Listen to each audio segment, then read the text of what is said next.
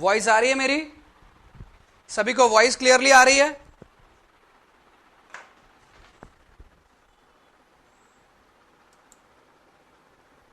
Clear है?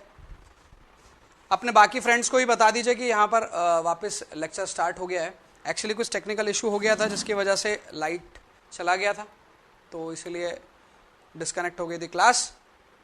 Okay ना, class resume हो गई है। ठीक है, तो आप सभी स्टूडेंट को बता दीजिए, आपके फ्रेंड्स वगैरह जो भी ग्रुप बना हो उस पर इन्फॉर्म कर दीजिए कि वो लोग यहां आ जाए, एज कंपेयर टू वहां कॉल करने के यहां पर आ जाए, सभी अपन स्टार्ट करते। ठीक है, हम जिस टॉपिक पर थे उसी टॉपिक के बारे में बात करने वाले हैं हम लोग। जब तक वो लोग आए तब तक मैं टॉपिक लिख देता हूं।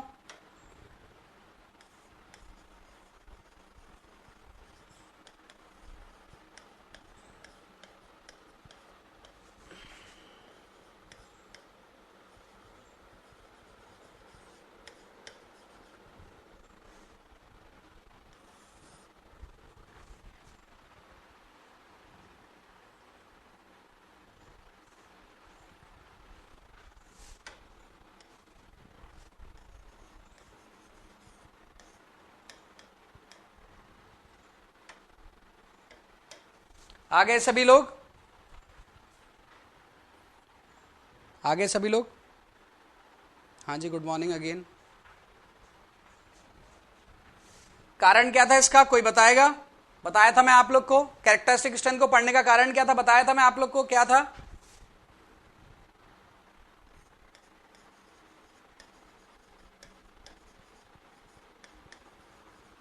द मिक्सचर ऑफ, या फिर the strength of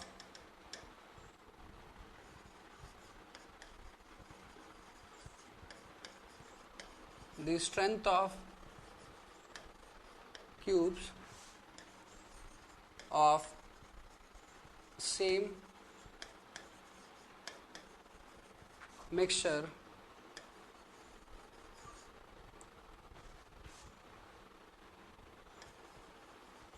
are not same। इसका एक एग्जाम्पल दिया था मैंने आपको। यदि आप मिक्सचर लेते हैं, कौन सा मिक्सचर लेते हैं आप? 1:1.5:3, यदि ऐसा कुछ मिक्सचर ले लेते हैं आप लोग, है ना? क्या बोल रहे हैं भाई?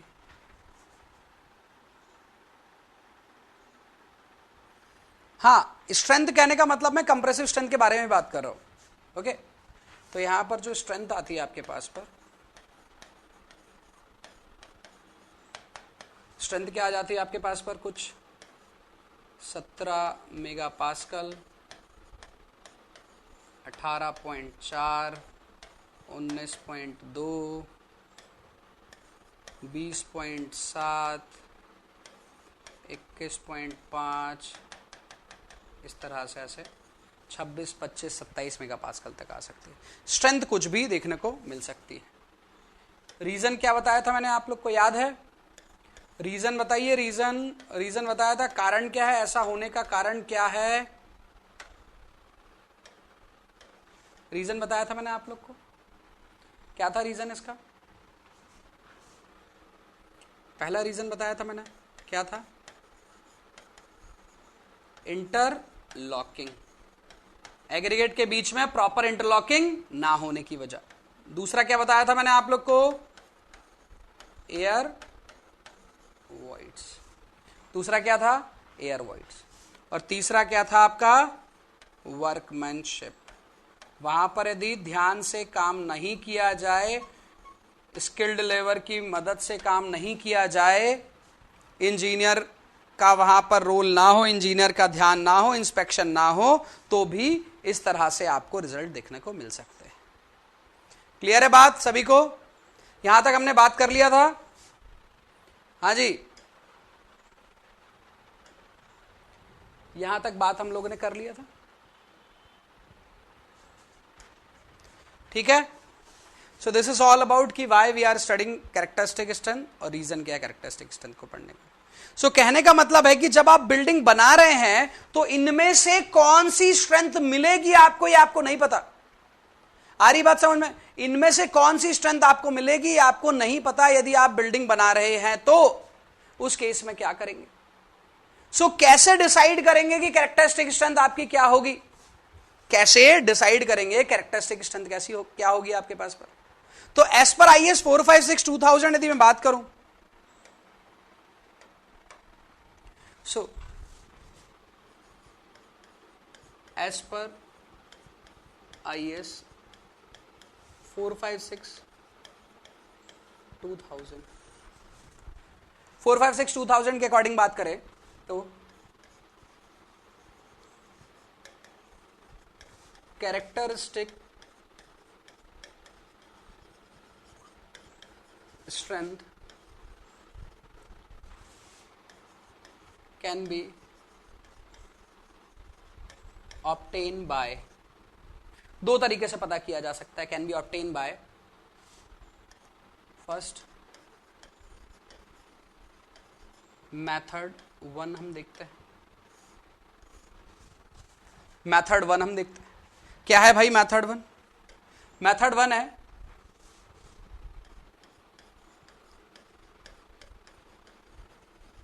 The strength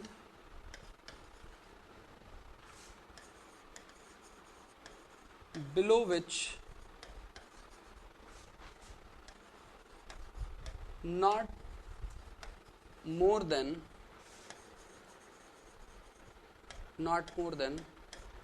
5% test result are expected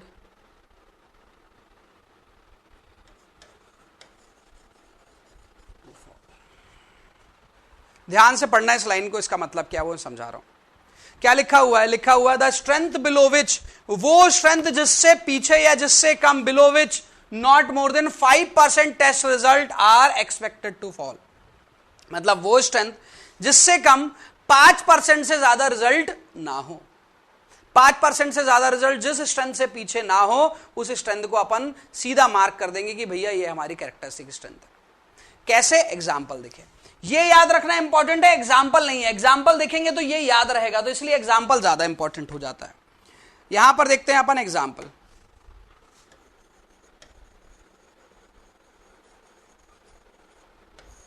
example देखें, आपने मिक्सचर लिया 1:1:1:1.5:3 का। क्लियर है? क्यूब टेस्ट किए तो रिजल्ट क्या है? क्यूब टेस्ट किए तो रिजल्ट क्या? रिजल्ट कितने या क्यूब कितने? 100 क्यूब बनाए थे आपने। कितने क्यूब बनाए थे आपने? 100। आपने बनाए 100 क्यूब। तो अब 100 क्यूब के रिजल्ट कैसे आए हैं थोड़ा सा ध्यान से देखिएगा। 100 क्यूब के रिजल्ट आए हैं 17.6, 18.4, 19.6, 20, 21.4, 22.1, 22.5। इस तरह से आपके रिजल्ट आते गए हैं। और कहां तक आए हैं? ये आए हैं 26 मेगा पास्कल तक।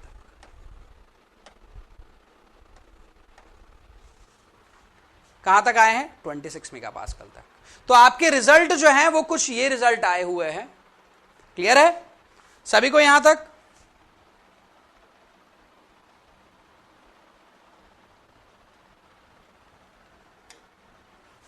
क्लियर है सभी को? ये कुछ रिजल्ट आए हैं आप लोग।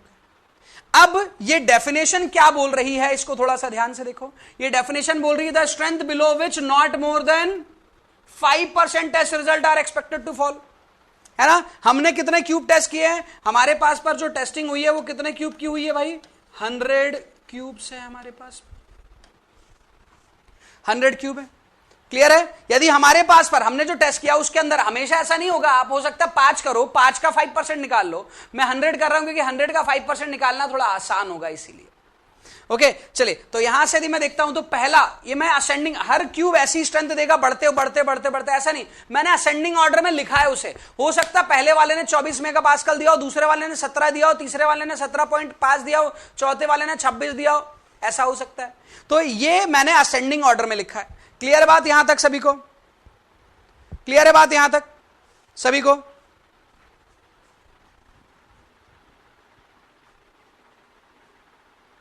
हाँ, हो सकता है सुमित कुमार, अरे भैया ये 26 से ज्यादा हो सकता है, 17.6 से कम हो सकता है। एग्जाम्पल लिया है, एग्जाम्पल। क्लियर है? चलिए, तो सबसे मिनिमम स्ट्रेंथ कितनी आई, मतलब फर्स्ट क्यूब की स्ट्रेंथ कितनी आई और 100th क्यूब की स्ट्रेंथ कितनी आई? फर्स्ट क्यूब की स्ट्रेंथ और 100th क्यूब की स्ट्रेंथ कितनी आई? ये दोनों कितनी आई है पता है क्या? सबसे कम स्ट्रेंथ वाली सबसे कम स्ट्रेंथ किसकी है? सबसे कम स्ट्रेंथ है 17.6। सबसे ज्यादा स्ट्रेंथ कितनी है? 26। तो इसे फर्स्ट बना दिया, इसे 100th बना दिया। क्लियर है बात यहां तक सभी को? क्लियर है? क्लियर है?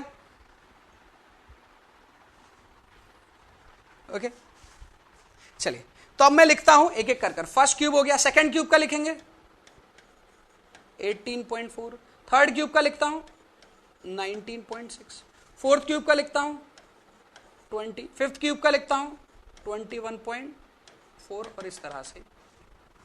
तो यह है आपके पास पर कौन सा क्यूब? सेकंड, थर्ड, फोर्थ, है ना? क्लियर है? अब हमारी डेफिनेशन में क्या लिखा है, थोड़ा सा ध्यान से देखो डेफिनेशन को। डेफिनेशन क्या बोल रही है? The strength below which not more than 5% test result are expected to fall. वो स्ट्रेंथ जिससे पीछे 5% से ज्यादा रिजल्ट ना हो, उस स्ट्रेंथ को क्या बोल दिया जाएगा? उस स्ट्रेंथ को बोल दिया जाएगा क्या?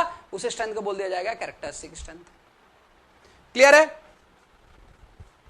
क्लियर है?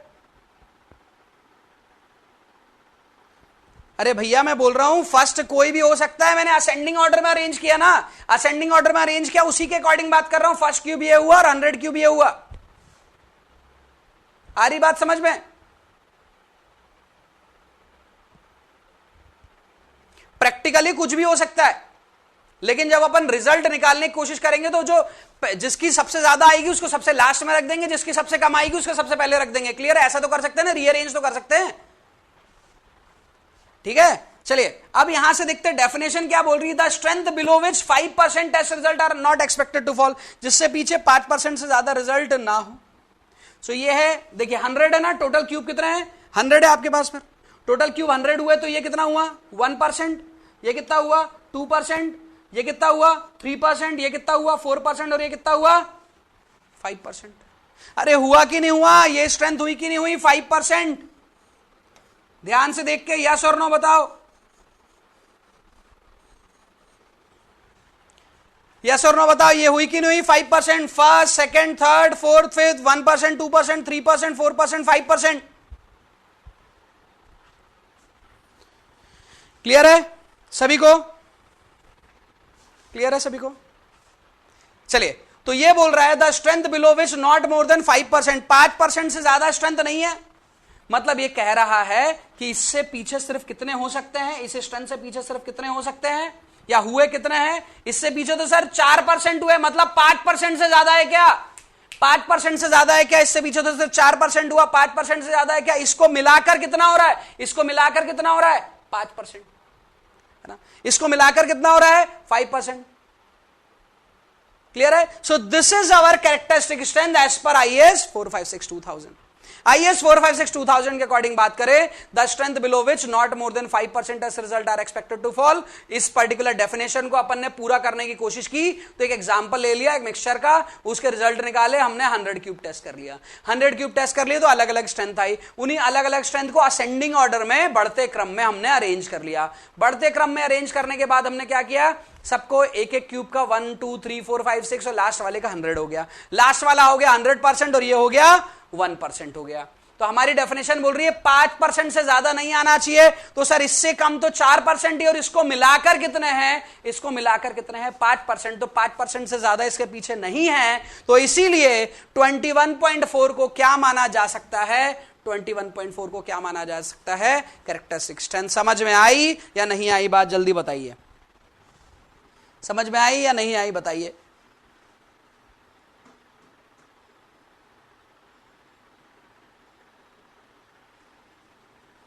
सर हमेशा ऐसा करेंगे क्या, सर हमेशा ऐसा करेंगे क्या, अरे भैया नहीं करेंगे ना। देखो 50 क्यूब कर लिया, इस बार दिक्कत हुई, हमने 50 ही बनाए क्यूब, नहीं थे पैसे, नहीं बना पाए 100, 50 ही बनाए। अब 50 बनाए तो पहला वाला क्यूब हुआ मान लो आपके पास पर 15 का, ठीक है, दूसरा 16, 16.6, 17.2, 18.4,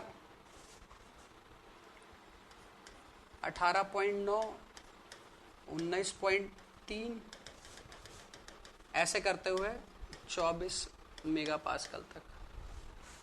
ये कितना क्यूब है, ये कितना क्यूब है भाई, ये है 50 क्यूब। 100 क्यूब ले लेता हूं, किसी को कंफ्यूजन हो रहा होगा हमेशा 5 वाले तो नहीं, ऐसा नहीं है।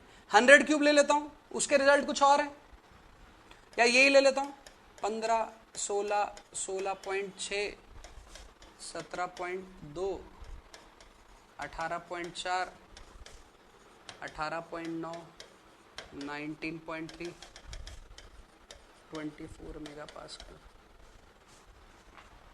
क्लियर है। 20 क्यूब ले लेता हूं, सेम यदि मैं ले लेता हूं डेटा तो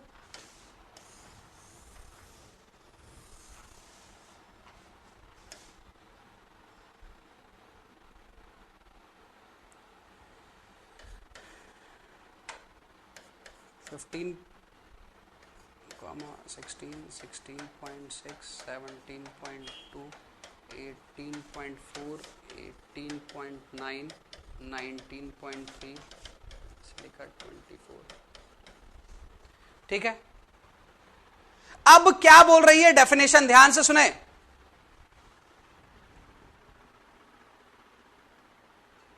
नहीं नहीं नहीं 100 क्यूब से नहीं करते भैया, वही चीज तो समझा रहा हूं मैं आप लोग को। 100 क्यूब से नहीं करते। देखिए अलग अलग क्यूब ले ले, किसी ने 100, किसी ने 50, किसी ने 20, लेकिन डेफिनेशन क्या बोलती है? डेफिनेशन 5th क्यूब की बात करती है, 5% की बात करती है। बताइए, डेफिनेशन 5th क्यूब की बात करती है, 5% की बात करती है। देखो ध्यान से, किसके बारे में बात करती है डेफिनेशन? 5%। क्यूब की बात से कुछ नहीं सर, क्यूब से कोई मतलब ही नहीं है, तो यहां क्यों लिया था क्यूब? अरे भाई 100% था ना, तो 100% में से हर परसेंट एक क्यूब जो है वो 1% को बताता है। तो 5th क्यूब किसको बताएगा? 5% को। तो यहां आसान था इसलिए मैंने समझा दिया। अब आपको मैं यही समझा दूं और बोल दूं कि चलो यही होता है, आगे आप गए तो आपको आगे समझ में नहीं आ रहा है। समझ नहीं आ रहा तो इसको देखिए, 100 क्यूब इसमें है, तो हर क्यूब कितने को रिप्रेजेंट कर रहा है? ये 100 क्यूब वाला हर क्यूब कितने को रिप्रेजेंट कर रहा है? जल्दी बताइए। 1% को कर रहा है हर क्यूब, 1% को रिप्रेजेंट। अरे कर रहा है कि नहीं कर रहा भाई? हर क्यूब कर रहा है 1% को रिप्रेजेंट।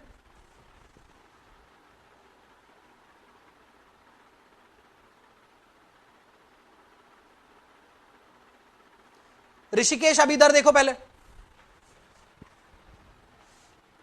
ये M20 के ही मिक्स थे, ये M20 का ही मिक्स है, 1:1.5:3। उसके रिजल्ट ऐसे आए हैं भाई। आप जिस क्षेत्र में है, मान लीजिए ऋषिकेश आप हैं, दिल्ली में हैं, तो आपके यहां रिजल्ट ऐसे आ रहे हैं। मैं भोपाल में हूं तो मेरे पास पर रिजल्ट अलग आ रहा है। क्यों आ रहे रिजल्ट अलग मेरे पास पर? भोपाल में हो सकता है मेरे पास पर जो एग्रीगेट है उनकी क्वालिटी और आपके एग्रीगेट है उनकी क्वालिटी, आपके पास जो सैंड है नर्मदा सैंड और मेरे पास आपके पास पर जो यमुना सैंड और मेरे पास जो नर्मदा सैंड है, दोनों अलग अलग है। हो सकता है उसकी वजह से ऐसा हो जाए। क्लियर है बात? है ना? तो हो सकता है सेम मिक्स में अलग अलग रिजल्ट आ सकते हैं। अब ये रिजल्ट आ गए। अब थोड़ा ध्यान से देखिए, इसके अकॉर्डिंग हर क्यूब 1% को रिप्रेजेंट कर रहा है। तो ये 1%,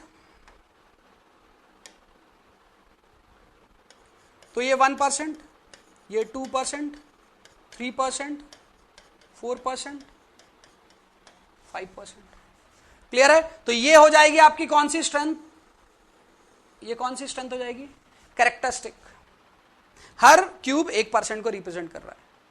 तो इससे पीछे 5% से ज्यादा है क्या, इससे पीछे 5% से ज्यादा है क्या, नहीं है सर, इससे पीछे 5% से ज्यादा नहीं है। हमारी डेफिनेशन के अकॉर्डिंग ये सही हो रहा है। 18.4 इज नाउ आवर क्या है ये, FCK। सर ऐसा तो कभी देखा ही नहीं, हमेशा M20, M30, M40, 50 ऐसा ही देखा है, कभी 18.4 नहीं देखा। अरे नहीं देखा, इसका कारण यह है क्योंकि आप टारगेट कर बनाते हैं ना, जब भी आप डिजाइन करते हैं एक टारगेट लेकर बनाते हैं, जब तक वो टारगेट अचीव ना हो जाए तब तक आप डिजाइन करते चले जाते हैं, इस वजह से आपको देखने को नहीं मिलता। चलिए, तो यहां पर देवन देखा जाए तो 18.4 जो है आपके पास पर, वो हो गई आपके पास पर कैरेक्टरिस्टिक स्ट्रेंथ। ये समझ में आया या नहीं आया, जल्दी बताइए, सभी लोग बताइए, ये समझ में आया या नहीं आया? हाँ बिल्कुल, टेस्ट करने के बाद सभी को मनमोहन अपन ना असेंडिंग ऑर्डर में अरेंज कर देते हैं, ठीक है। चलिए, ये वाला समझ में आ गया। अब ऊपर वाले को देखिए, ऊपर वाले में कितने क्यूब है भैया, ऊपर वाले में कितने क्यूब हैं, देखो 50। तो एक क्यूब कितने परसेंट को रिप्रेजेंट कर रहा है, जल्दी बताओ, सोचकर बताओ, मैथमेटिक्स होनी चाहिए इतनी। यदि इतनी मैथमेटिक्स नहीं है ना तो साइट पर नहीं जाना है, लेबर परेशान कर देंगे। जल्दी बताओ, एक क्यूब कितने परसेंट को रिप्रेजेंट कर रहा है, बिल्कुल सही सर, 2% को। ये कितना हुआ, 2%। ये कितना हुआ, 2% और 2% और बढ़ गया, ये कितना हुआ, 4%। ये कितना हुआ, 6%। ये कितना हुआ, 8%। ये कितना हुआ, 10%। ठीक है, यहां तक बात सही है, सभी को समझ आई, यहां तक सभी को समझ आया? ठीक है, चलिए। अब सर हमारी डेफिनेशन तो बोलती है क्या, 5% से ज्यादा रिजल्ट फेल ना हो। तो अब 4 और 6 के बीच में कहां पर आएगा, यहां पर आ जाएगा क्या, यहां पर क्या आ जाएगा, 5%, है ना। सेम रेशो से चेंज हो रहे हैं तो अपन इसका एवरेज निकाल सकते हैं। 4 + 6 कितना हुआ, 10। 10 डिवाइडेड बाय 2 हो गया 5। तो इन दोनों स्ट्रेंथ को ऐड कर डिवाइडेड बाय क्या कर दो, इसको 2 कर दो। इंटरपोलेशन कर भी निकाल सकते हैं, इंटरपोलेशन कर भी निकाल सकते हैं कि भैया 4 पर 16 मेगापास्कल की है, 6 पर 16.6 है, तो 5% पर कितनी होगी, निकाला जा सकता है, नहीं निकाला जा सकता, बताइए भैया। मनमोहन बताओ भाई, सरफराज, कमलेश, निकाल सकते हैं? सानू बताओ भाई, वैभव बताइए, निकाल सकते हैं? निकाल सकते ना, इन दोनों के बीच में आ जाएगी 5%। क्लियर है? चलिए, तो इन दोनों के बीच में जो आएगी उसी को क्या बोलेंगे अपन, FCK बोलेंगे। क्लियर है? तो सर यहां पर कोई भी स्ट्रेंथ FCK नहीं बता रही, FCK भी निकालना पड़ेगा, बिल्कुल सही। अरे जरूरी थोड़ी ना FCK हमेशा बताएगी, डिपेंड करता है आपने क्यूब्स कितने लिए हैं, डिपेंड करता है क्यूब्स कितने लिए। क्लियर है बात? अरे क्लियर है या नहीं क्लियर है बात, जल्दी बताओ, क्लियर है? चलो अब यहां देखो कितने क्यूब है भैया, कितने क्यूब है, 20 क्यूब। एक क्यूब कितने परसेंट को रिप्रेजेंट कर रहा है,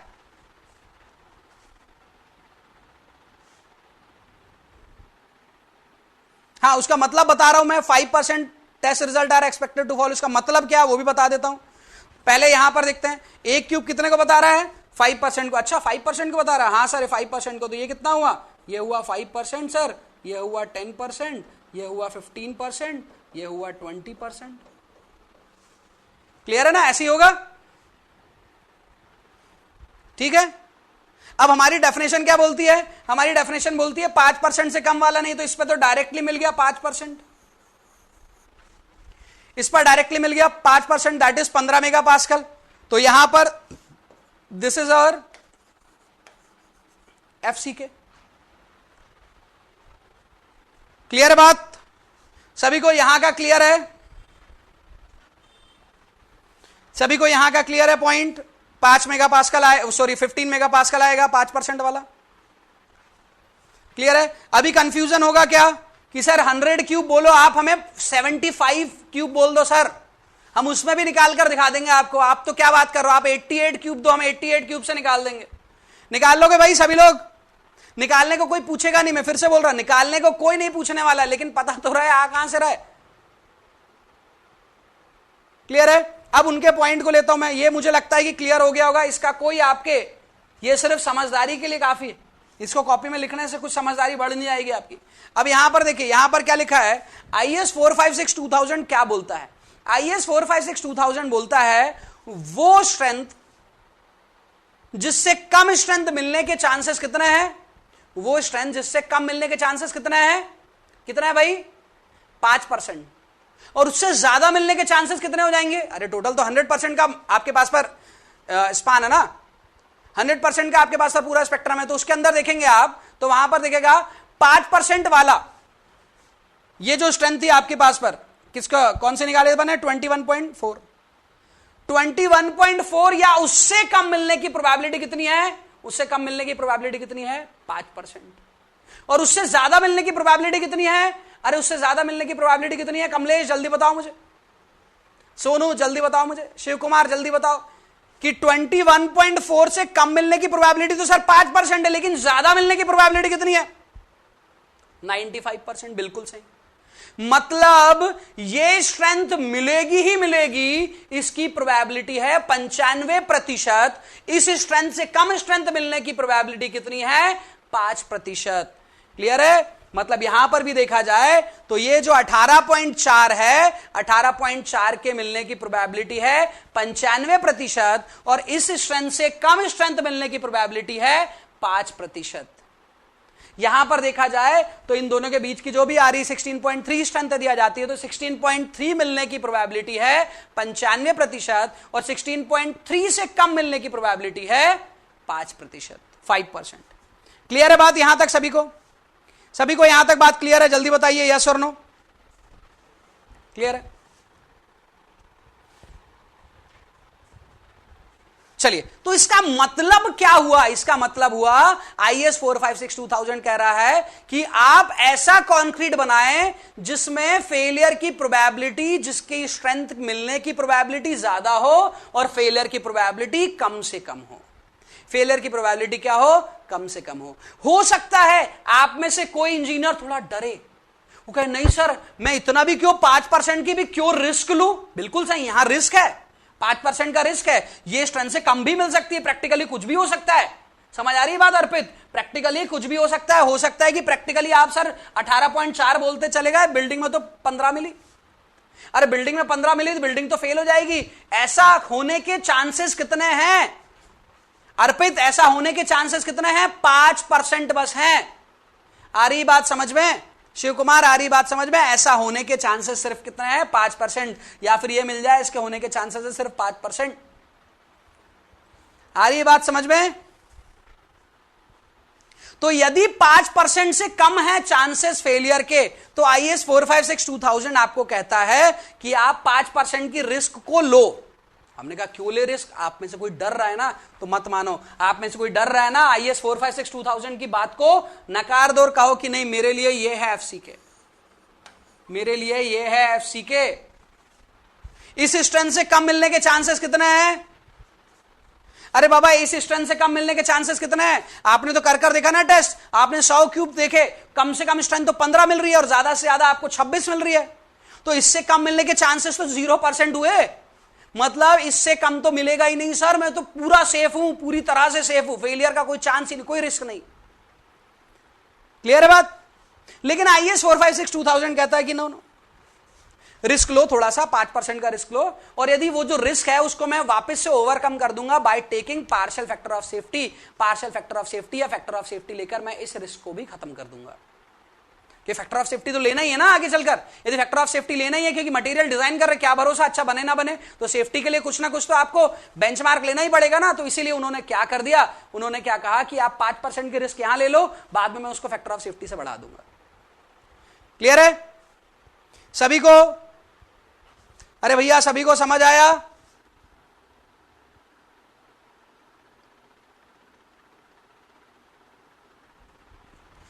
बिरजीत समझ आया भाई? क्लियर है? चलिए, तो ये था आपके पास पर मेथड 1, ये था आपके पास पर मेथड 1। अब अपन चलते हैं मेथड 2 की तरफ। मेथड 2, मेथड 2 बोलता है कौन सी तरह से, बाय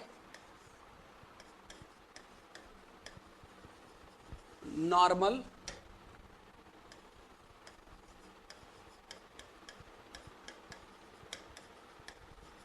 डिस्ट्रीब्यूशन कर्व,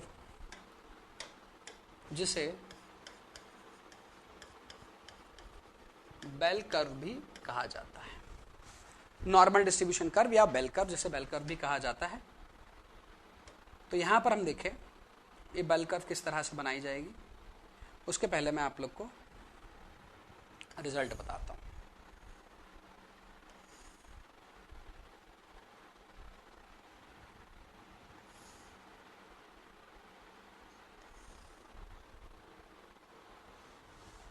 थोड़ा सा ध्यान से देखिएगा।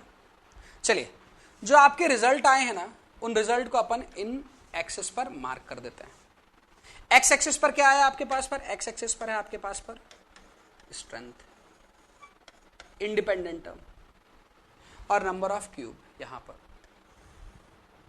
पर है नंबर ऑफ क्यूब। क्लियर है? आपने स्ट्रेंथ लिखा, क्या क्या अलग अलग, सेम रिजल्ट को नहीं लिख रहा हूं, सेम डेटा को इधर टैली नहीं करना है ना। मान लीजिए 16 मेगापास्कल है, 18 मेगापास्कल है, 20 मेगापास्कल है, 22 है, 24 है, अलग अलग तरह। इसको रटना भी नहीं है, इसको कुछ नहीं करना भी, बस देखना है जो मैं बना रहा हूं।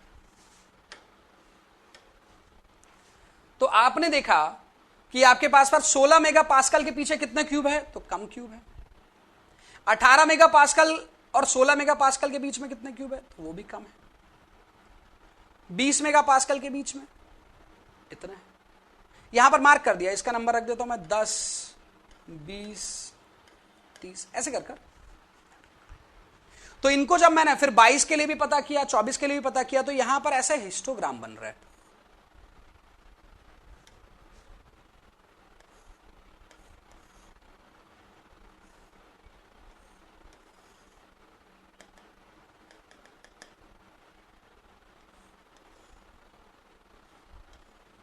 लगभग कुछ ऐसे रिजल्ट आए। ध्यान से देखिए मैं क्या बोल रहा हूं। 16 से 0 के बीच में स्ट्रेंथ वाले क्यूब कितने हैं, 10। 16 से 18 के बीच में कितने हैं, 20। 18 से 20 के बीच में कितने हैं, 30। 20 से 22 के बीच में कितने हैं, 20। 22 से 24 के बीच में कितना है, ये देखिए ये कितना है, 10। क्लियर बात, ये समझ आया?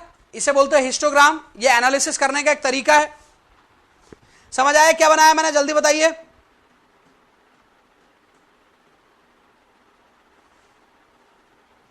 ओके, अब इसी में क्या करते हैं, इसी में हम इनकी एक कर्व को ड्रॉ कर लेते हैं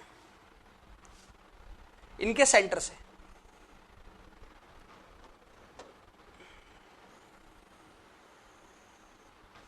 इनके सेंटर से मैंने ऐसी कर्व बना लिया। इसी कर्व को मैं दूसरी जगह पर प्लॉट कर देता हूं। ये था स्ट्रेंथ, ये एक्सेस किसे बता रही थी, स्ट्रेंथ को बता रही थी। तो यहां पर ही मैं दूसरी कर्व भी ड्रॉ कर लेता हूं।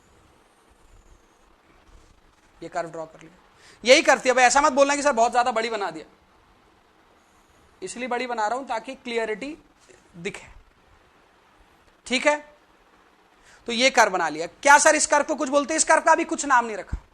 ये क्या बेल की तरह दिख रहा है भैया, ये बेल की तरह दिख रहा है। क्लियर है? इसीलिए इसे अपन बेल कर्व बोलते हैं, है ना। चलिए, तो ये बेल कर्व है आपके पास पर। यहां पर मिल रहा है आपको मैक्सिमम डेटा, इस पॉइंट पर मैक्सिमम डेटा मिल रहा है। कर्व आपको सिमेट्रिक दिख रही है, कर्व दिख रही है सिमेट्रिक या नहीं दिख रही है, जल्दी बताइए। कर्व सिमेट्रिक दिख रही है या नहीं दिख रही है? तो इसके पीछे रिजल्ट और इसके आगे रिजल्ट बराबर बराबर होंगे।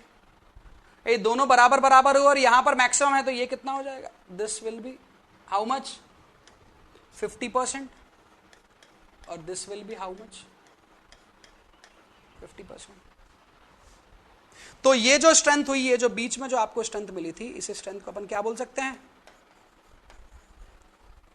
Mean strength. कौन सी स्ट्रेंथ बोला जा सकता है इसे? मीन स्ट्रेंथ बोला जा सकता है। क्लियर है यहां तक बात सभी को? यहां तक क्लियर है सभी को? जल्दी बताइए।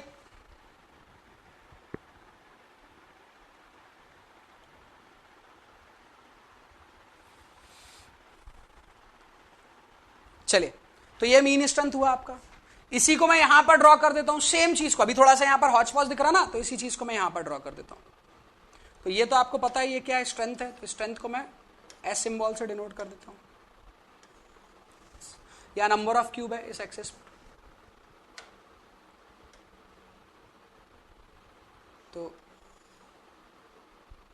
ये हो गया आपकी मीन स्ट्रेंथ। इसे स्ट्रेंथ को डिनोट करने का सिंबल था एफ, मीन को डिनोट करने के लिए एम। ठीक है, इस स्ट्रेंथ के पीछे कितनी स्ट्रेंथ है, या इस स्ट्रेंथ के पीछे डेटा कितना है? इस स्ट्रेंथ के पीछे डेटा है 50%। इस स्ट्रेंथ के आगे डेटा कितना है? इस स्ट्रेंथ के आगे डेटा है 50%। क्लियर है बात यहां तक? यहां तक सभी को क्लियर है बात? जल्दी बताइए।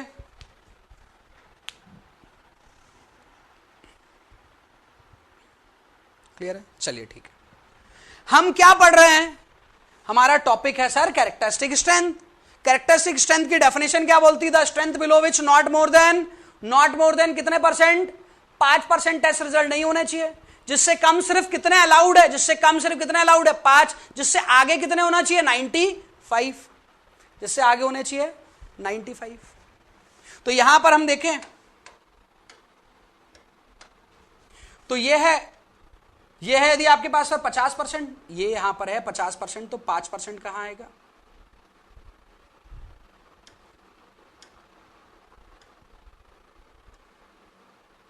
% कुछ यहां आ गया। तो यहां पर आपको देखने को मिल रहा है क्या?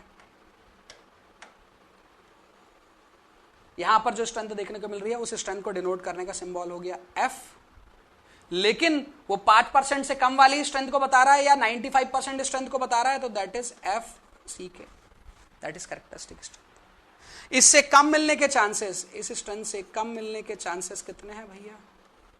इस स्ट्रेंथ से कम मिलने के चांसेस कितने हैं? 5%। और इस स्ट्रेंथ से ज्यादा मिलने के चांसेस कितने हैं? ज्यादा मिलने के चांसेस कितने हैं? 95%। क्लियर है बात ये सभी को? अरे क्लियर है या नहीं क्लियर है? जल्दी बताइए।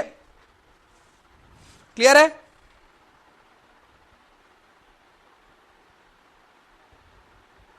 ठीक है,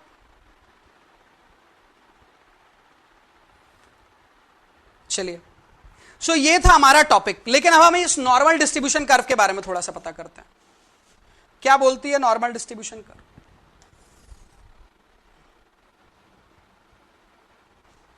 नॉर्मल डिस्ट्रीब्यूशन कर्व क्या बोलती है, थोड़ा सा देखते हैं इसे।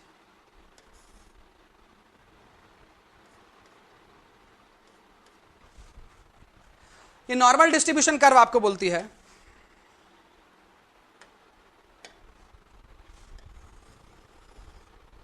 यदि आपके पास पर कर्व है, ओके, इसको मैं यहां ना ड्रॉ कर हाँ चलिए यहीं पर कर देता हूं एक बार।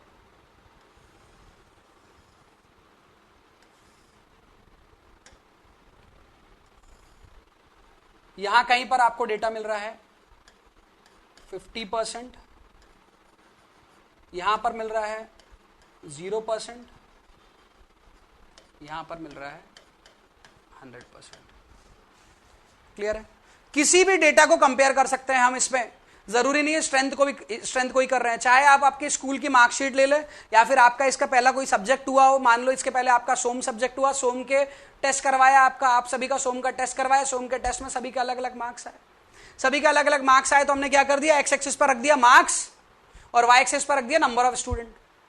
तो देखा 0 नंबर वाले कितने स्टूडेंट है, तो 0 नंबर वाला एक स्टूडेंट निकल गया, 0 नंबर वाला एक स्टूडेंट निकल गया। हमने कहा कि भैया 15 नंबर वाले कितने हैं, टोटल पेपर है 100 नंबर का, तो 15 नंबर वाले कितने हैं, या 5 नंबर वाले कितने हैं, 5 नंबर वाले 2 स्टूडेंट निकल गए यहां कहीं पर। हमने कहा 15 नंबर वाले कितने, तो 15 नंबर वाले कुछ स्टूडेंट निकल गए। हमने कहा कि 50 नंबर वाले कितने, तो 50 नंबर वाले सबसे ज्यादा स्टूडेंट निकले। हमने कहा 100 नंबर वाला भी एक ही स्टूडेंट निकले। क्लियर बात? तो इस तरह से अपन इसे कंपेयर कर सकते हैं। क्लियर है? समझ आया यहां तक? चलिए अब इसी कर्व के अंदर मैं यदि बात करता हूं, इसी कर्व को यदि ड्रॉ करता हूं,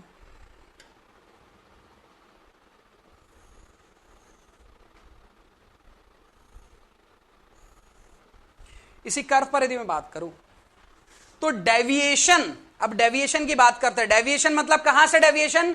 मीन से कितना डेविएट कर रहा है आपके पास लेफ्ट हैंड साइड या राइट हैंड साइड। मीन से कितना डेटा में वेरिएशन है। जब भी हम डेविएशन निकालते हैं तो हमेशा किसी से निकालते हैं? एक पर्टिकुलर वैल्यू से निकालते हैं कि मैं डेविएट हो गया हूं, मैं अपनी पोजीशन से डेविएट हो गया हूं, अपनी पोजीशन से डेविएट हो गया मतलब वो पोजीशन हो गई बेंचमार्क। तो यहां पर आपके पास पर जो मीन वैल्यू है दैट इज योर बेंचमार्क और you have to compare with that. आपको इस मीन से वेरिएशन पता करना है, इस मीन से वेरिएशन कितना है, इस मीन से यहां इस पॉइंट का कितना वेरिएशन है, इस मीन से इस पॉइंट का कितना वेरिएशन है। क्लियर है? तो इस मीन से मीन पर वेरिएशन कितना होगा? मीन से मीन पर वेरिएशन हो जाएगा कितना? 0। मीन से मीन पर वेरिएशन कितना होगा? 0%। मीन से यहां वेरिएशन कितना हो जाएगा? 50%। यहां से लेकर यहां तक आओगे तो 50% का वेरिएशन, यहां से लेकर वहां तक जाओगे तो 50% का वेरिएशन। तो मैं उस बारे में बात नहीं कर रहा हूं।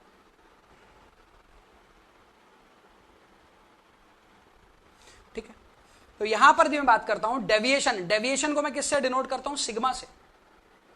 डेविएशन को सिग्मा से डिनोट करता हूं तो आपके पास पर है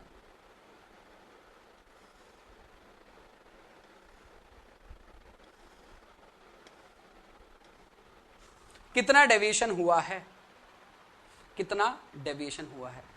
तो आप डेविएशन देख सकते हैं कितना हुआ है। यहां से यहां तक आपके पास पर this is 1 sigma negative side में, this is 1 sigma positive side में, ये क्या हो गया? 2 सिग्मा नेगेटिव साइड में, this is 2 sigma positive side में, this is 3 sigma positive side में, और ये हो गया 3 सिग्मा नेगेटिव साइड में। टोटल जो डेविएशन है that is 6 sigma. 3 sigma 3 sigma. आप ऐसा नहीं कि दोनों को प्लस करेंगे तो सर दोनों को ऐड करेंगे, एक प्लस एक माइनस, वैल्यू 0 हो जाएगी। अरे भैया टोटल ये नेगेटिव पॉजिटिव तो आपका डायरेक्शन बता रहा है, ये नेगेटिव साइड पर है, वो पॉजिटिव साइड पर है। ठीक है, तो टोटल डेविएशन जो है इस पूरी कर्व का, ये टोटल डेविएशन कितना हुआ है?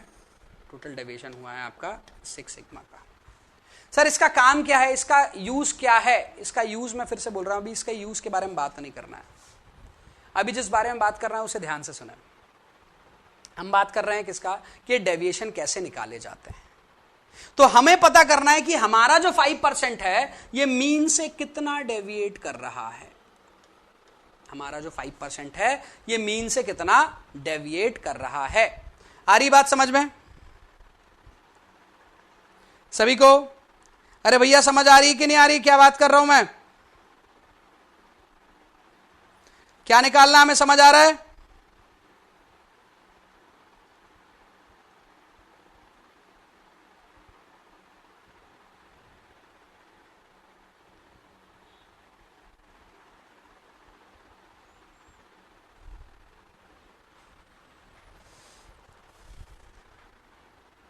बिल्कुल, डेविएशन।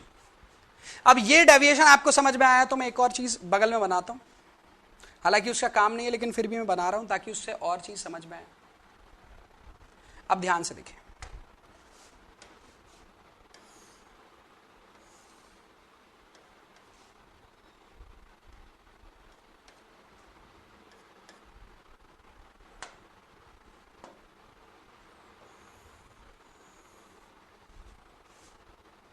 इसको थोड़ा ऊपर बना लेता हूं मैं।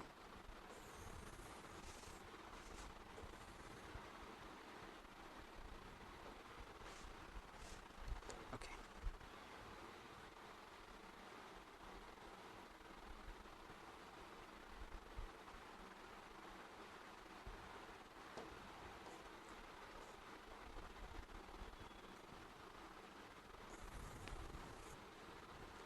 एक मिनट।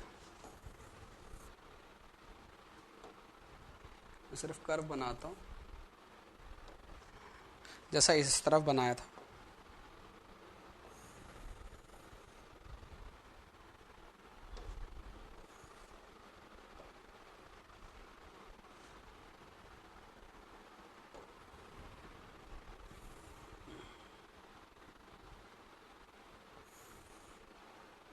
हाँ जी, अभी देखेंगे हम इसी कर्व के अंदर पर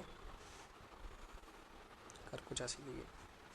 तो यहां पर आपके पास पर जैसे मैंने यहां पर लिखा था, देखिए यहां पर मिनिमम डेटा कितना है -3 सिग्मा और मैक्सिमम डेटा कितना है +3 सिग्मा। ठीक है, -3 सिग्मा +3 सिग्मा। यहां पर डेटा कितना परसेंट है? यहां पर डेटा है 0%। यहां पर डेटा कितना परसेंट है? यहां पर डेटा है 100%। ठीक है, ओके। नाउ अब हम बात करते हैं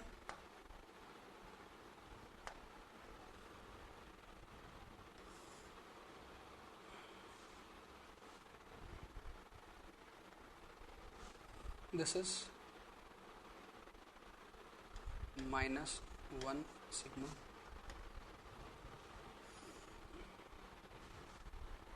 दिस इज +1। क्लियर है? यहां पर कितना परसेंट है? यहां पर देखा जाए तो कितना परसेंट है? तो डेविएशन हुआ है, ये हो गया है 15% और ये यहां से दिखा गया है दैट इज 85%। क्लियर है? अब ध्यान से सुने मैं क्या बात कर रहा हूं और किस बारे में बात कर रहा हूं। अब आप कहेंगे कि सर ये डेटा भी याद रखना पड़ेगा। कुछ नहीं, मैं बस बात कर रहा हूं हमें क्या निकालना है। हमें क्या निकालना है? हमें निकालना है ये डिस्टेंस कितनी है, ये 5% का जो डेविएशन है वो मीन से कितना है, उसी के लिए अपन यहां तक पहुंचे, उसी के लिए अपन यहां तक पहुंचे। ओके, अब अपना कितना है भाई? सर हमारा है 5%। 5% कहां आ गया? कहीं यहां आ गया, यहां आ गया। यहां से लोगे तो यहां आ जाएगा। कितना परसेंट? कितने परसेंट की बात कर रहा हूं मैं? 5%। यहां से 5% और वहां से 95%। यहां से कितना? 5%, वहां से कितना? 95%। क्लियर? तो यहां पर जो डेविएशन लिखा गया है दैट इज डायरेक्ट वैल्यू बता रहा हूं 1.65 सिग्मा नेगेटिव और ये +1.65 सिग्मा। क्लियर है? मतलब यहां से यहां तक का डेविएशन है कितना? 3 सिग्मा। यहां से यहां तक का डेविएशन है कितना भैया? 1.65 सिग्मा। यहां से यहां तक का डेविएशन कितना है भैया? 1 सिग्मा। सेम इधर पर है, सेम इधर पर है। ठीक है,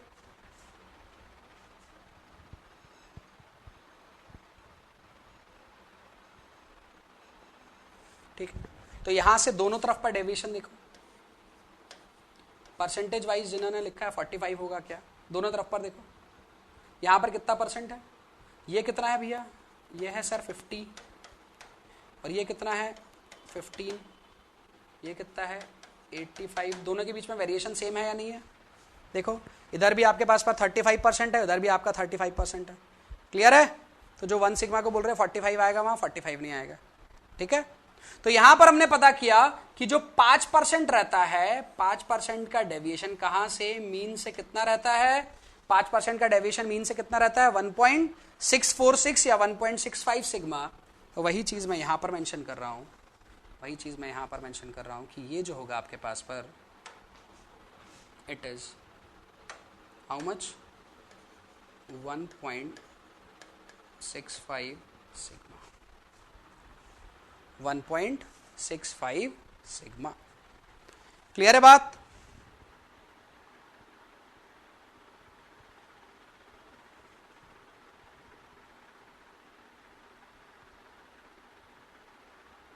रुक जाओ, अभी रुको। क्या बोल रहे हो भाई सुमित? 1.65 कैसे लिखे? अरे भाई ये कैलकुलेट कर मैं आप लोग को बता नहीं रहा हूं, इसके देखिए मैं आपको कैलकुलेशन दिखा नहीं रहा हूं, कैलकुलेट करना नहीं है, मैं आपको पहले ही बोला था कि इसके पीछे उलझना नहीं, क्यों कैलकुलेट कर कैसे लेकर आना हो, कैलकुलेशन अभी अपना काम नहीं है। सर ऐसा है कि हम 5% का जो आपने 1.65 सिग्मा बताया, हम 10% का भी निकाल सकते हैं। हाँ 15 का, हाँ 15 का तो निकाल कर दे दिया 1 सिग्मा, 20 का बिल्कुल, 25 का बिल्कुल, 30 का और 40 का सबका निकाल सकते हो। तो सर आपने 5 का ही क्यों बताया? क्योंकि काम 5 का ही है ना, 5 के अलावा किसी चीज का काम ही नहीं है अपने को, तो इसलिए अपन ने कितना परसेंट का निकाला? 5% का निकाला। क्लियर है बात? इसीलिए मैंने 5% का निकाला। क्लियर है? अब इसका यूज क्या हुआ सर? इतना सब जानने के बाद यूज क्या हुआ? इतना सब जानने के बाद यूज हुआ कि 5% का जो डेविएशन था उस डेविएशन को 5% का जो डेविएशन था उसे जब देखा गया तो 5% का डेविएशन कितना आया भाई? 5% का मीन से डेविएशन कितना आया? 5% का मीन से डेविएशन आया कितना? 1.65 सिग्मा, है ना? 1.65 सिग्मा। और उसी डेटा को अपने को यहां लिखना है, बस उसी डेटा को अपने को यहां पर लिखना, 1.65 सिग्मा। लिख दिया मैंने।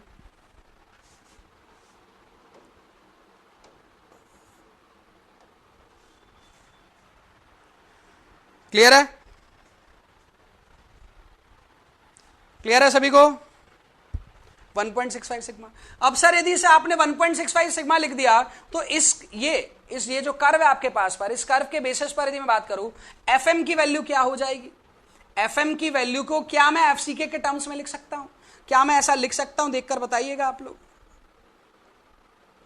क्या मैं ऐसा लिख सकता हूं?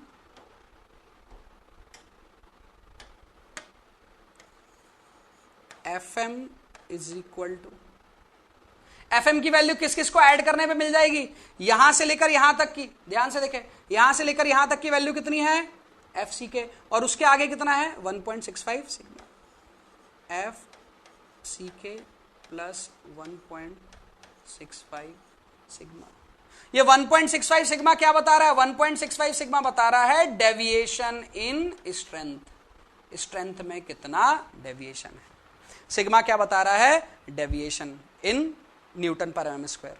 तो this could be the relation of FCK. अब आप कहोगे सर ये तो एफएम का है। अरे भैया एफसीके को उधर रखा रही और एफएम को 1.65 सिग्मा को इधर भेज देना तो एफसीके का रिलेशन निकल जाएगा। निकलेगा नहीं निकलेगा? समझ आया? हाँ जी, देखें सभी लोग बोर्ड पर देखें, बोर्ड पर देखकर बताइए इसे ऐसा लिखा जा सकता है नहीं लिखा जा सकता? जल्दी बताइए।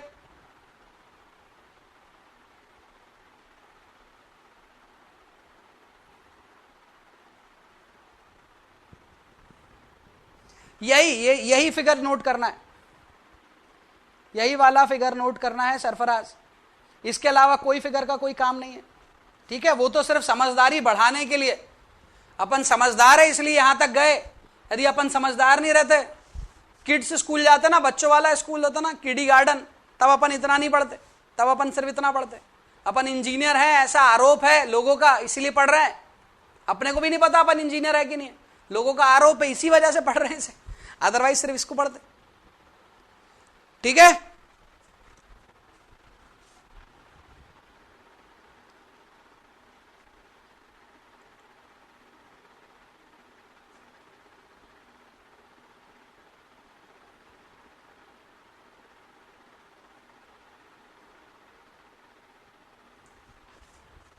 चलिए, तो मुझे लगता है ये वाला पार्ट आपको समझ में आया होगा। तो हम टॉपिक पर थे, और टॉपिक क्या था हमारा? टॉपिक था सर कैरेक्टरिस्टिक स्ट्रेंथ क्यों निकाला जाता है, रीजन क्या है उसको निकालने का। IS 456-2000 क्या बोलता है कैरेक्टरिस्टिक स्ट्रेंथ के लिए? वो आपको दो तरीके बताता है। वो दो तरीकों में सिर्फ एक ही चीज आपको कान में जाकर बोलता है IS 456-2000 की, भाई सुनो, रिस्क 5% से ज्यादा नहीं लेनी है। रिस्क कितनी लेनी है ज्यादा से ज्यादा? 5%। इसीलिए उनने यहां पर पॉइंट लिखा क्या? The probability of occurrence shall not be less than 5%, या फिर क्या लिखा है? the strength below which not more than 5% as result are expected to fall। इसके लिए हमने समझने के लिए एक प्रॉपर एग्जांपल देखा था, जिससे मुझे लगता है कि आपको समझ में आ गया होगा। अब इस एग्जांपल की कोई जरूरत है सर कॉपी में लिखना है? कोई मत लिखो, कोई काम का नहीं है।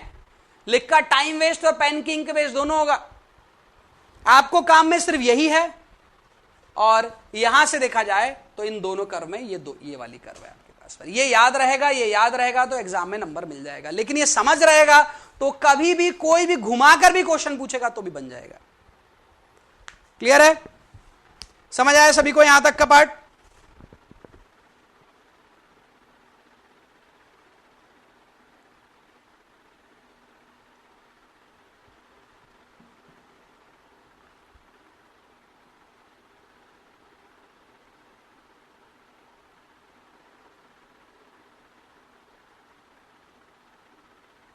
देखो अपनी ब्रांच को क्या है, अपनी ब्रांच जो है ना वो बहुत पहले से बदनाम है। क्यों?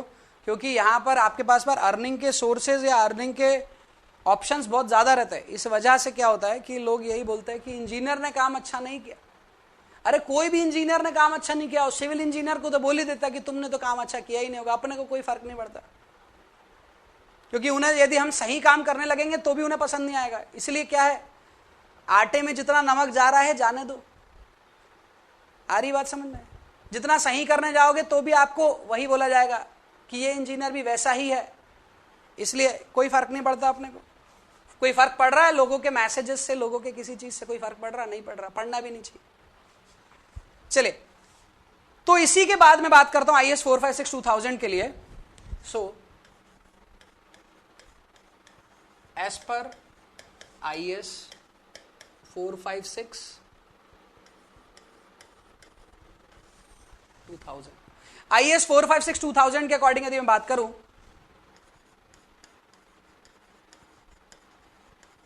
स्टैंडर्ड डेविएशन, स्टैंडर्ड डेविएशन की कुछ वैल्यू दी गई है आपको। क्या दी गई है स्टैंडर्ड डेविएशन की वैल्यू? देखें, स्टैंडर्ड डेविएशन की वैल्यू दी गई है ग्रेड ऑफ कंक्रीट, और यहां पर सिग्मा। सिग्मा की यूनिट रहेगी क्या? न्यूटन पर mm स्क्वायर। क्यों रहेगी न्यूटन पर mm स्क्वायर? अरे भैया यहां पर देखो, ये एफसीके की यूनिट न्यूटन पर mm स्क्वायर, उससे यदि कोई वैल्यू को ऐड करना है तो उसकी यूनिट भी तो सेम होनी चाहिए ना। तो सिग्मा क्या है एक्चुअली? सिग्मा तो क्या है? डेविएशन है किसका? स्ट्रेंथ का। स्ट्रेंथ का डेविएशन में तो माइनस थोड़ी, जब माइनस होता है तो यूनिट थोड़ी ना कैंसिल हो जाती है। 5 मेगा पास्कल में से 4 मेगा पास्कल माइनस किया तो बचा कितना? 1 नहीं बचा, 1 मेगा पास्कल बचा। क्लियर है? चलिए, तो यहां पर अपन बात करते हैं ग्रेड वाइज। क्लियर है? समझ आया यहां तक सभी को?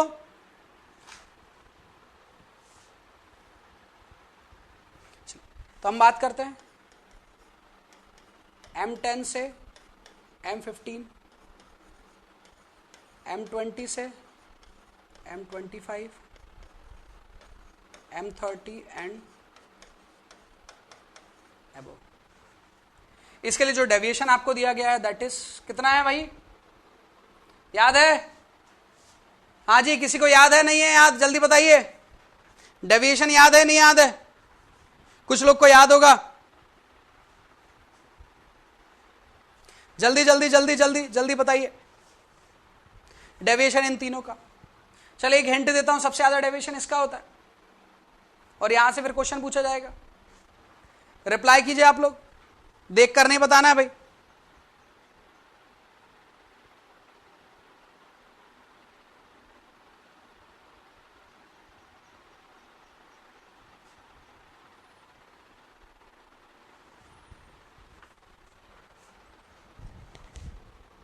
थ्री 3.5 न्यूटन पर mm square, 4 and 5. These are the value given by IAS 456 2000. ये आपको याद रखना है। अब इसका यूज बताते हैं।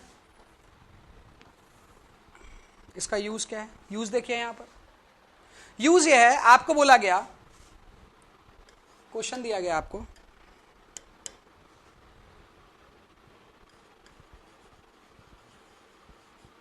Calculate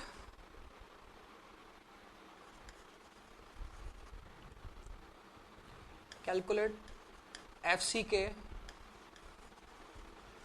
when mean strength is 24 megapascal for 3.5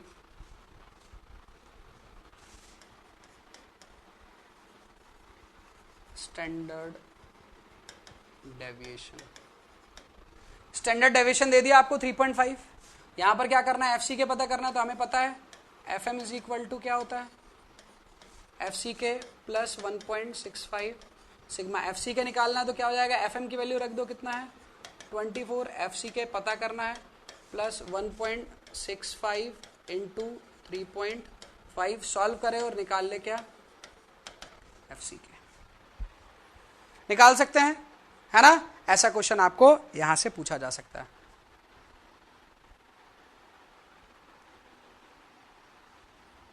ठीक है, यहां से चलिए, यहां से क्वेश्चन आ सकता है आपको। एक क्वेश्चन मैंने आपको इस तरह का बताया, ऐसा क्वेश्चन कुछ आ सकता है। इसको सॉल्व कर कैसे निकालेंगे, तो आप लोग को पता है, बहुत बेसिक है। एक क्वेश्चन और आगे आपको यहां पर थोड़ा देखें।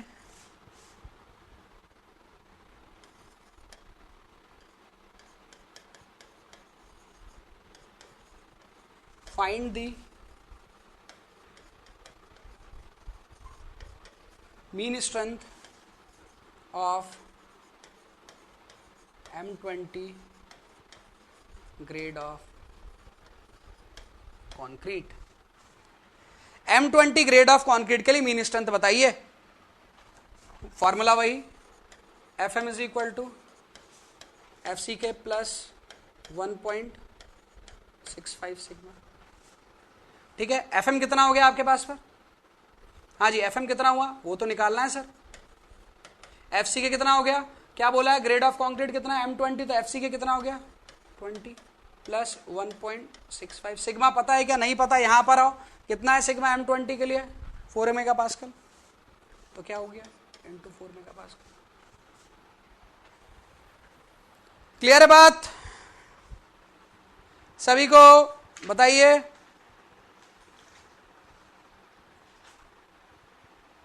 समझ में आया नहीं आया, जल्दी बताइए।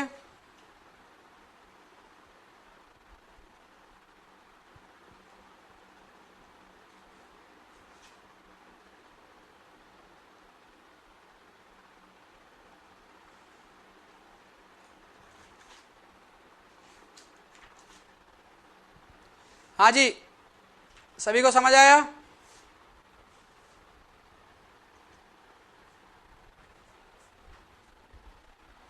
क्लियर है, चलिए।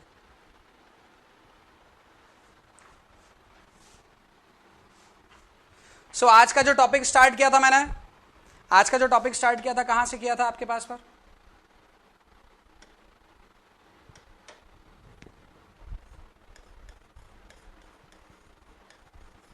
Types of grade. कल ग्रेड ऑफ कंक्रीट पढ़ रहे थे, तो आज टाइप्स ऑफ ग्रेड के बारे में बात किया अपन ने। टाइप्स ऑफ ग्रेड क्या थी आपके पास पर,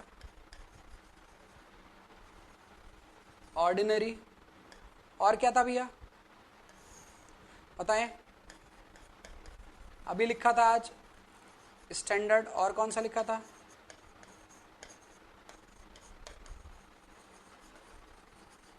हाई स्टैंडर्ड। क्लियर है, क्या है डेटा, डेटा पता है M10 to M20, M25 to M60, M65 and above,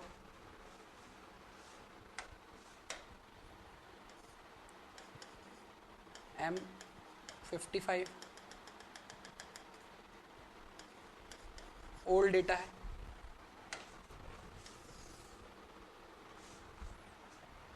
clear है, यहां तक ये लिखा था। उसके बाद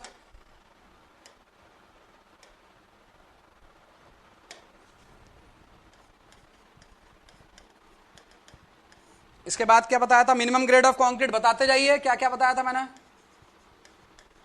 minimum grade of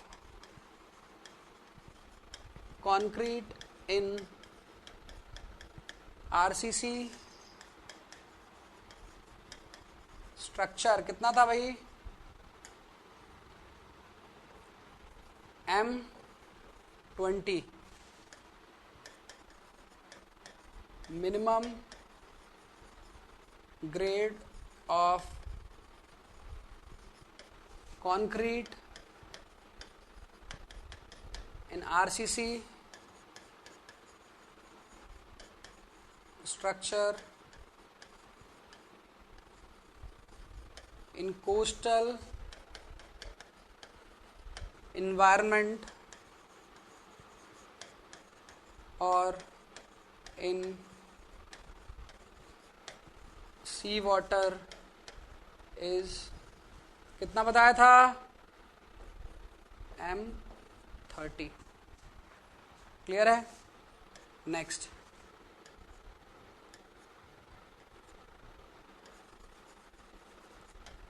maximum grade of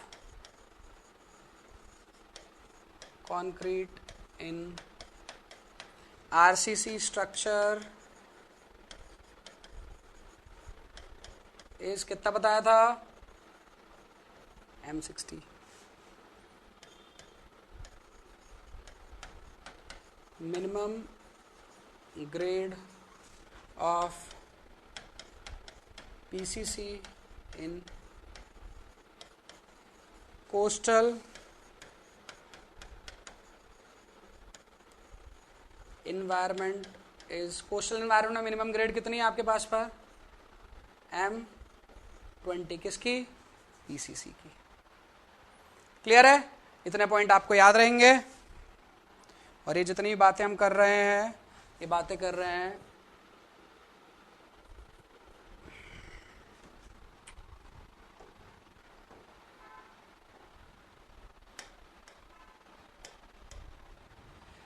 हम बात कर रहे हैं एज पर IS 456 2000।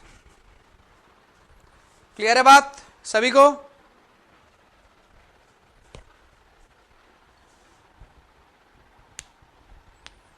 बता देता हूं। पहले स्क्रीनशॉट लेना स्टार्ट करें। स्क्रीनशॉट लेना स्टार्ट करें सबसे पहले आप लोग। सबसे पहले स्क्रीनशॉट इसका ले क्योंकि ये सबसे पहला टॉपिक था आज का। लीजिए इसका स्क्रीनशॉट।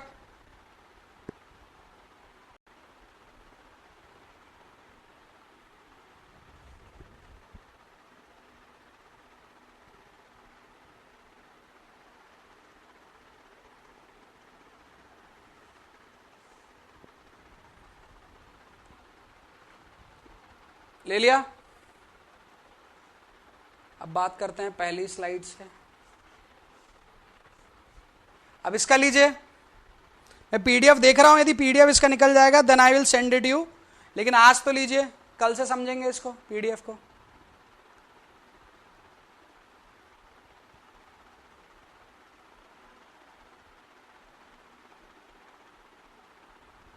चलिए ले लिया इसको।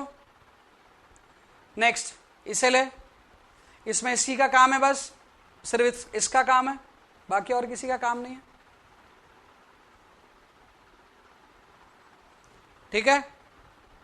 नेक्स्ट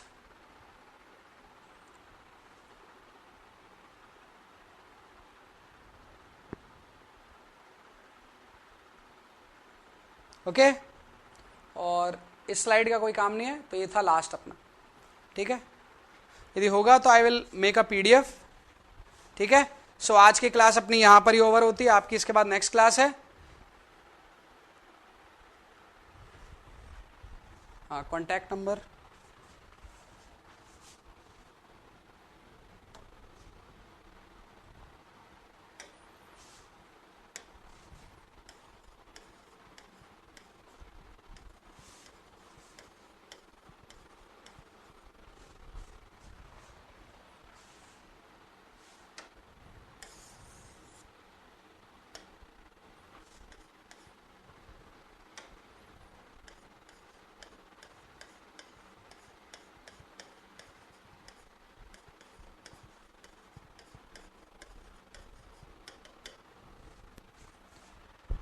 ठीक है। चलिए, सो आज की क्लास को अपन यहीं पर ओवर करते हैं। मिलेंगे कल सेम टाइम पर। ओके। और इसके आगे के पार्ट को पढ़ेंगे। चलिए, बाय बाय, टेक केयर।